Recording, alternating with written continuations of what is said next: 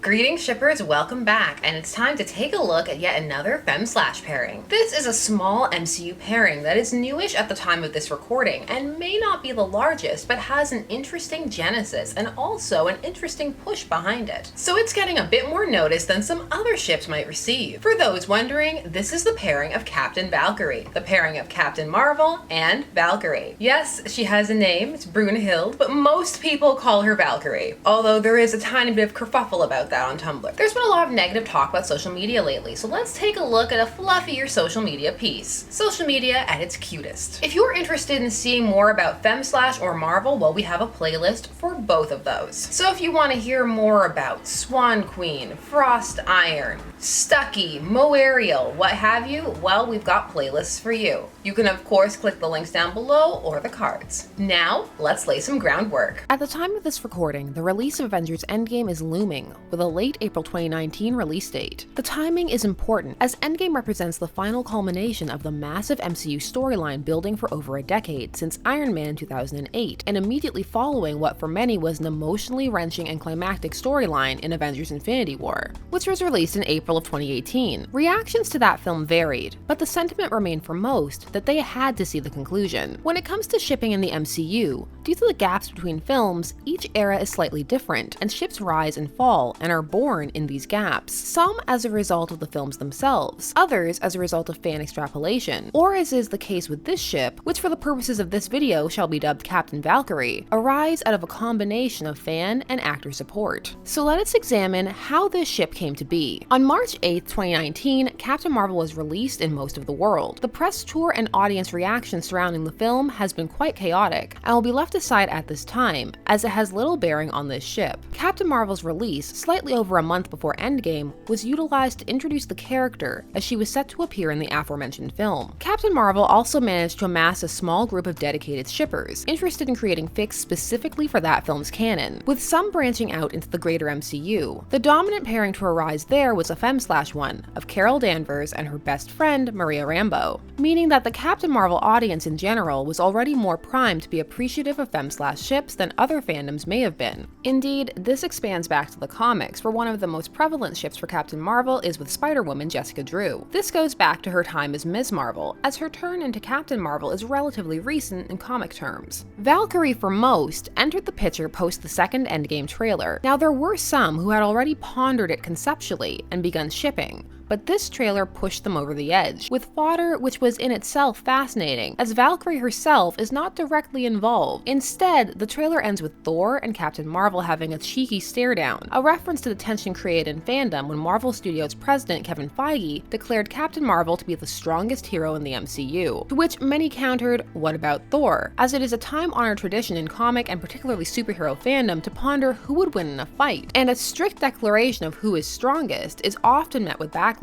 There are still debates going back decades over whether Superman should beat the Flash. Did Superman really deserve to win his battle against Thor? And the list goes on. However, there was more attributed to this exchange because of the general climate surrounding Captain Marvel's release. Some of it warranted, some unwarranted. However, this end sequence managed to appeal to another sort of fan, the shipper, and it became a catalyst for a pairing between Valkyrie and Carol, leading some to dub Thor the god of lesbians. This pairing got a big boost because of fan art posted on Twitter. While it is not uncommon for fan art to be posted to this social media platform, the amount posted has increased since the Tumblr purge in December 2018, which removed any adult content. Some artists took refuge even if they did not produce explicit content, particularly queer artists, as they felt the purge was being unfairly targeted and attacked what many deemed to be a queer positive space. So what occurred here was twofold. For some, seeing Thor was a reminder of Valkyrie, whom it had been confirmed survived the snap. Her character was also stated to be bisexual, though the scenes depicting her as such were ultimately cut, meaning the fact had to be relayed in additional interview material, which at the time did not cause as much backlash as the J.K. Rowling Grindeldor update, though there were some rumblings. However, Rowling has a much different history, which also helped to facilitate the different reaction. For some, the character's sexuality made this pairing plausible, though others needed no such incentive, as in fandom the sexuality of characters tends to be depicted as a lot more malleable, or viewed that way by fans, though there are exceptions. However, others were galvanized by a comment Tessa Thompson, who portrays Valkyrie, left under Brie Larson's post after she uploaded the Endgame trailer. The comment simply read, "hot," and so fans were off to the races. Tessa Thompson has come a long way from her dirty computer days of not knowing what shipping was at all. What do you say to fans that are shipping you and Janelle?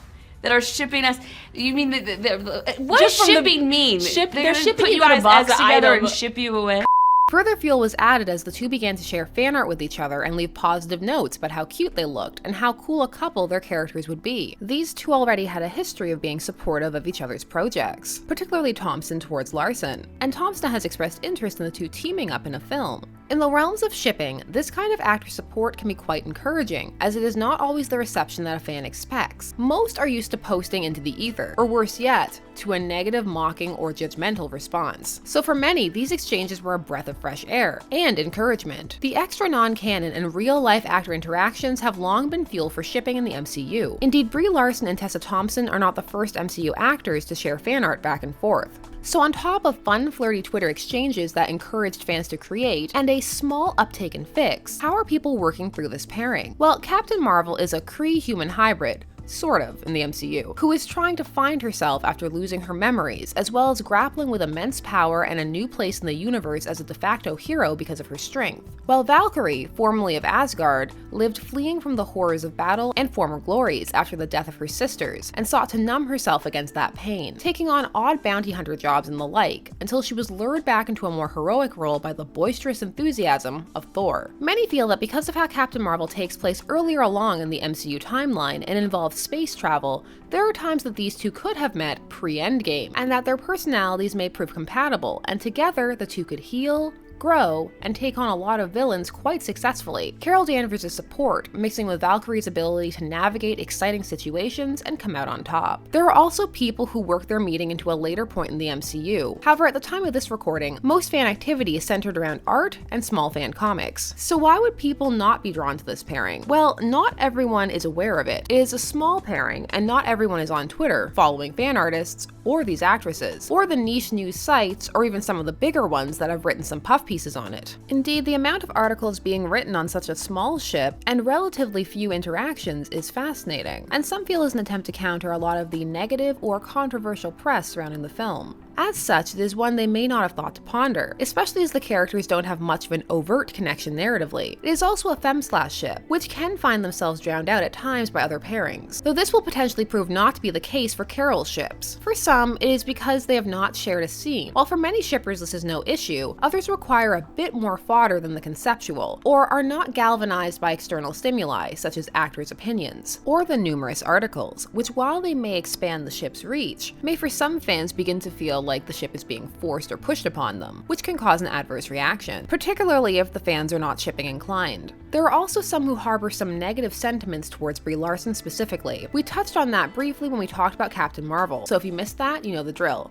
Card, link. Others prefer different pairings. Valkyrie has some established ships, for example with Loki or Thor, and Carol's fandom is still very attached, mostly to her and Maria, though there are other pairings, including some intriguing dark fare with Jan Rog, or comic canon lovers bringing in Rhodey, and of course, multi-shipping is as ever a possibility. Particular rivalries of note, however, occur between the Carol and Valkyrie or Carol and Maria and Carol and Thor camp, with some feeling that it is homophobic to ship Carol with Thor, while others say it is the only valid ship. It must be noted that all ships are valid and have their merit, regardless of canon, for shipping is a place to explore one's own views of chemistry, which will vary from individual to individual, which is part of what makes fandom so fascinating. Speaking of fascinating, there has been an intriguing critique leveled against the actresses. It appears to be a minority take, as I have not been able to find much on it. However, it has been alleged in at least one article that perhaps the actresses sharing fan art back and forth could be akin to queerbaiting. The idea that they are promising the audience something that may not come to fruition within the films themselves, hence getting their hopes up, or perhaps using fandom as a crutch so that the canon itself never needs to follow through. Many feel that this is unfair to the actors, who are simply attempting to interact with each other and tangentially with the fandom, and that this is a very fun fandom experience for most, especially in a fandom that has incurred such a rocky start, and that this kind of rhetoric can scare actors away from interacting with fans at all, and that what is occurring is quite clearly a celebration of fan creations, and that actors need not only be limited to sharing what is canon, as they have their own independent ideas and ships outside of what is being produced within the canon. And some simply fear that this is a continuation and extension of ship shaming and fandom policing, raising an intriguing question of perhaps it would be better if fandom faded back into the background. Let me know if you want to talk more about the latter question. There is of course more to say for and against, but we would be here all day. Now let us return to critiques of the ship itself. Some also feel that neither character is fleshed out enough to work with, while for others, that is part of the fun. It remains to be seen if this will be anything more than a fun fandom blip, an example of actors ultimately supporting a rare pair, or if the future of the MCU will turn this into a bigger ship. Whether it becomes large or not, it is here to enjoy, and for those who want to see it expand, to contribute to, and is largely a positive space inside of fandom. However, the same cannot be said for all of the discourse surrounding shipping in this fandom. Because of the unusually high level of cultural discourse surrounding Captain Marvel in general, shipping and ships have at times been brought into this discussion and weaponized in many corners. Some of this comes from a fundamental lack of understanding about shipping, some from confusion or a bad taste about all of the coverage surrounding Captain Marvel, especially if one feels that it has not been wholly accurate. However, here it must be noted that while there are some who are shipping for quote-unquote political reasons, most are simply drawn to ships that they enjoy, and whether or not that happens to coincide with what people would assume about those individuals' political beliefs is incidental. As it must often be said, we are not our ships.